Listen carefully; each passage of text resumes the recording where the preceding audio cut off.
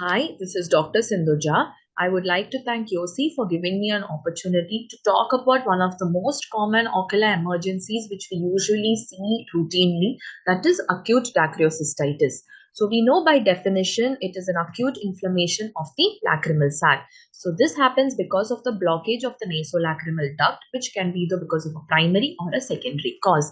Secondary most commonly post-trauma, infection, neoplasm, and even because of any nasal pathology such as a deviated nasal septum or rhinitis. So this blockage of the nasolacrimal duct leads to stasis of secretion in the sac, which further causes infection. So the common predisposing factors are underlying chronic dacryocystitis, immunocompromised patients, especially diabetics. Females are more prone to it, and even patients with surrounding paranasal sinus or dental infections. So the common causative organisms are Staphylococcus species, beta hemolytic streptococci, and Haemophilus influenza. So this acute dacryocystitis can present in three kinds of presentations. The common one being the acute inflammatory stage, where patient will come with severe pain and swelling in the medial canthal region. On examination, there will be a tender erythematous and an indurated swelling. Along with, in very severe conditions, there can be fever, malaise, and even vomiting.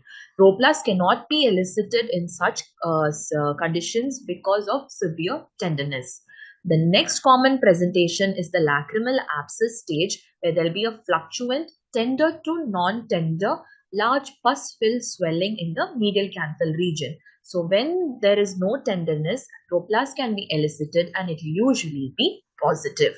The next stage is the fistula formation, where the abscess is left untreated. It can either burst and rupture, leading to the formation of an external fistula. So coming to the management of acute dacryocystitis, it mainly depends on the severity, the age of the patient, and the underlying comorbidities. So in very mild cases and early stages, oral broad-spectrum antibiotics can be started along with NSAIDs. In very severe condition, in unresolving condition, in children, patient with fever and vomiting where oral cannot be tolerated, intravenous broad spectrum antibiotics should be administered.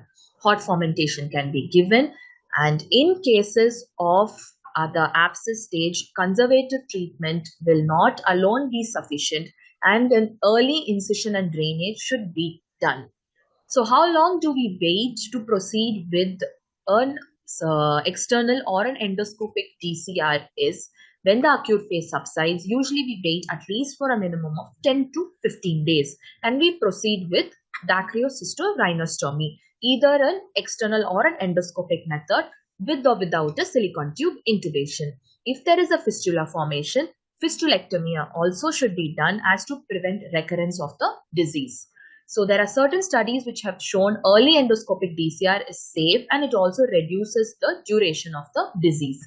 So the common differential diagnosis we should keep in mind is that not all medial canthal swelling is an acute dacryocystitis.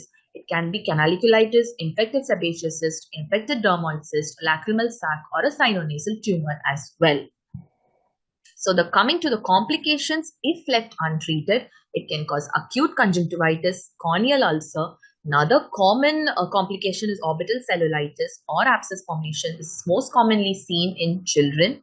And cavernous sinus thrombosis is a very rare complication of acute dacryocystitis, but it should be still kept in mind. So these are the references for further reading where you can go read about this topic a little bit more in depth. So once again, I thank YOSI for this and I hope this was very helpful. Thank you.